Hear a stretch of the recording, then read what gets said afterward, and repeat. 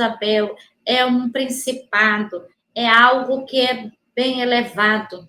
E quando se é algo que é bem elevado, precisa-se ter uma preparação, vai atingir de alguma forma. Por que que muitos crentes sofrem opressão, mesmo jejuando, orando? Porque muitas vezes vêm principados e potestades e lançam dados e não atinge, mas a pessoa sente. Sabe quando há um terremoto num país vizinho e na circunferência do país vizinho, este país sente uma leve trepidação. É o que acontece. É o que acontece com o crente. Sente uma opressão, sente uma aflição. E aqui, Elias não foi diferente. Vendo ele se levantou e para escapar com vida, para a sua vida, para a sua proteção.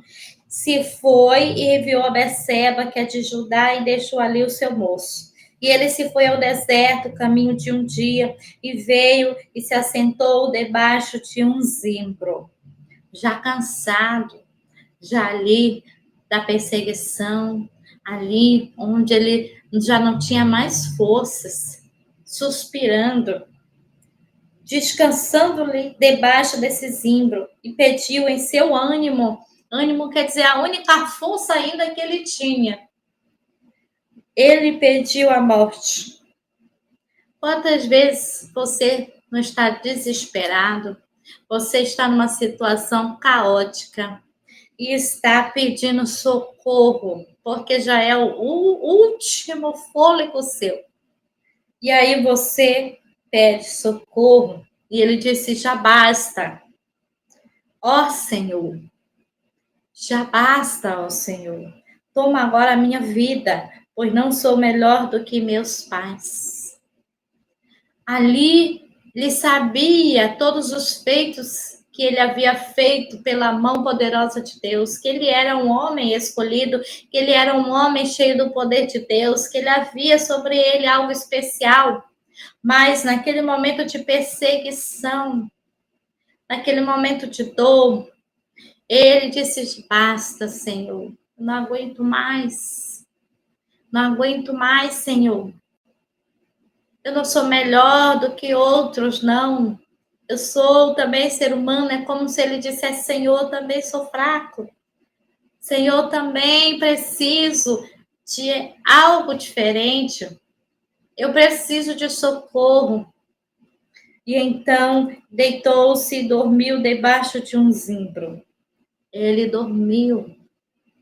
E aqui eu vejo que quando ele dorme, simboliza na vida do cristão, quando já pediu socorro, quando já teve aquele último fôlego e clamou ao Senhor, já disse que não aguentava mais e já disse que basta, colocou para fora que precisava de ajuda. Elias fez isso e ele dormiu. Aqui eu vejo que o dormir simboliza quantos crentes estão dormindo na presença do Senhor. Quantos crentes estão na igreja? Quantos crentes estão dormindo espiritualmente? Porque já se cansaram, porque veio a fraqueza espiritual. Veio a fraqueza, mas a fraqueza veio de um momento de fragilidade. Um momento que você percebe que você é pequeno diante de algo que está grande. Ali ele olhou para Jezabel. Ele sabia que Deus poderia livrar ele, mas ele não estava aguentando aquela perseguição. Ele não estava aguentando aquilo que estava vindo sobre ele. E ele pensou que ele estava só, que não havia mais profetas. E ele dormiu. Não durma espiritualmente. O Senhor diz em vários versículos da palavra: levanta-te e resplandece. Levanta-te, tu que dormes. Sabe, quantas vezes nós estamos dormindo? A igreja do Senhor nos últimos tempos está dormindo e precisa acordar, precisa despertar, precisa sair desse sono da indolência, precisa se levantar em oração, precisa se colocar na brecha da disposição de saber que nós somos fracos, sim. Nós somos seres humanos limitados, sim. Mas o nosso Deus luta por nós. Eu mesmo estou passando por um problema muito sério, familiar, muito complicado, onde nós já vimos forças demoníacas ali agindo e o Senhor quebrando essas forças. Mas também nós temos que tomar ações e não ficar dormindo somente. Aí o Senhor quer dar o tempo, porque o nosso Deus é tão maravilhoso. Ele dá um tempo para você acordar. Ele te dá o tempo para você dizer: eu preciso de Jesus. Eu preciso de Jesus.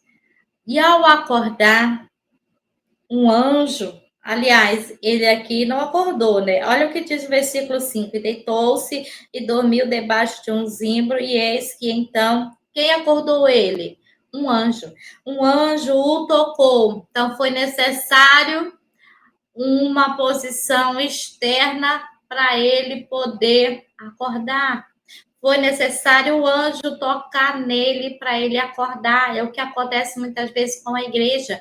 Precisa ter um estremecer, precisa ter um chacoalhar, precisa algo acontecer na sua vida para você acordar. E o anjo tocou e lhe disse: levanta-te e come. Aí aqui eu vejo algo tremendo. O anjo diz: levanta-te e come. Um enviado do Senhor veio falar para ele: levanta-te e se alimenta. Quer dizer, essa fraqueza tem que sair. Essa fraqueza é normal, mas você tem que enfrentar. Você tem que achar uma saída. E qual é a saída? A primeira saída é fazer essa fragilidade ser protegida e você conseguir forças para enfrentar. E como vai fazer isso? Se alimentando. O corpo fica fraco, a mente fica fraca quando você não se alimenta. O corpo é do alimento normal, físico, pão, não é? O alimento físico. Mas aqui eu estou falando do alimento espiritual. Por que que um crente fica fraco? Por que que o crente fica anêmico? Por que que o crente fica dormindo espiritualmente?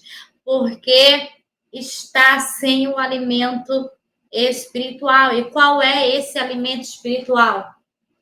A palavra de Deus. A palavra de Deus é esse alimento que necessita você comer. Comendo esse alimento, você vai ver que você vai ganhar energia, você vai ganhar forças, e aqui vai ter resposta para o que você quer. Aqui tem resposta para a sua vida. Aqui tem resposta para tudo na sua vida. Aqui tem resposta para você. Você que precisa de uma resposta, eu te digo, na palavra de Deus tem resposta. Eu tenho um dom maravilhoso que o Senhor me deu da palavra. E quando eu abro a palavra, o Senhor fala. O Senhor fala. Por exemplo, aqui, eu vou abrir aqui um texto. Eu sei que o Senhor vai falar com alguém. Olha aqui. Em Levítico capítulo 11. Qualquer coisa aleatória. Levítico capítulo 11, versículo 47. Algo bem assim, que é ali sobre a lei. Mas olha o que diz versículo 47 para alguém que está ouvindo. Para fazer diferença entre o imundo e o limpo, e entre os animais que se podem comer e os animais que não se pode comer. Aqui está falando das leis que era de purificação para que podia comer e que não podia comer. Então, o Senhor está dando uma resposta para alguém aqui que está online sobre isso, sobre a diferença do imundo e do limpo. O Senhor está dizendo: eu quero que você esteja mais santificado. Porque fazendo o que está nessa palavra, obedecendo a voz de Deus, você faz a diferença. A diferença entre o imundo e o limpo está na ordenança do Senhor. Por isso que o Senhor colocou todas as leis antigas, é uma sombra da futura. Mas e aí, voltando aqui, e não estou saindo do nosso tema sobre depressão, que depressão é algo profundo, algo que está abaixo, não é? Ouvi uma vez um videozinho de uma irmã lá da igreja, uma criança, que a mãe estava ensinando sobre... era da escola dominical um texto e estava justamente falando sobre depressão. Ela disse, mas... era da escola, né? Falando sobre depressão. E a mãe dela ensinando ela a tarefa. Aí ela, mas, mãe... estou contextualizando na minha maneira de falar. Mas, mãe, depressão? Mas eles estão confundindo o quê? Aqui. Isso aqui é estudo. Está confundindo mente com geografia? Com história, com isso? O que é isso? Depressão não é da mente? O que isso tem a ver? Foi engraçado. Mas o que eu quero dizer aqui é que depressão do estudo da menina era de um buraco que estava ensinando, né? Que é o território da Terra, que é uma depressão, que é um buraco para baixo, né? Um buraco.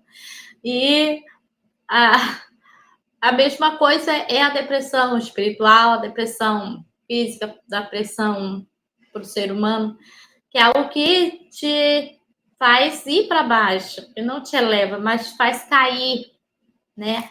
Abaixa sua autoestima, abaixa sua imunidade, abaixa seu bem-estar, abaixa a prosperidade, abaixa o relacionamento, vai minando, vai acabando com tudo. É isso que a depressão faz, vai acabando com tudo no ser humano, na sua vida, e a pessoa vai só se isolando e cada vez mais entrando mais profundo nesse abismo. E é isso. Aqui, olha o versículo 6. E olhou, e eis que a sua cabeceira estava um pão cozido sobre as brasas e uma botija de água. E comeu e bebeu e tornou a deitar-se. Aí sim ele pôde descansar realmente. Ele estava dormindo, mas ele não estava fortalecido. Ele estava dormindo, mas ele estava morto, praticamente. E agora o Senhor deu o que ele precisava para recuperar as suas forças. Porque quantas pessoas estão dormindo, mas não têm descanso verdadeiro. Acorda já cansado. Isso é estar oprimido, isso é estar doente espiritualmente, está fraco espiritualmente, tem algo errado ali quando você dorme e acorda cansado, acorda com dor, tem algo errado em você, no seu físico, na sua alma, espiritualmente, tem algo errado. Glória a Deus. Irmã Lidiane, seja muito bem-vinda. Miguel Joab, seja muito bem-vindo. Olha o que ela diz, orgulho da senhora, glória a Deus. Irmã Lidiane é uma pessoa maravilhosa. Que Deus a abençoe, irmã Lidiane. Estou falando aqui sobre depressão. Então, daqui a pouco, a missionária Cleidiane vai estar dando um testemunho poderoso sobre depressão, que ela passou por isso.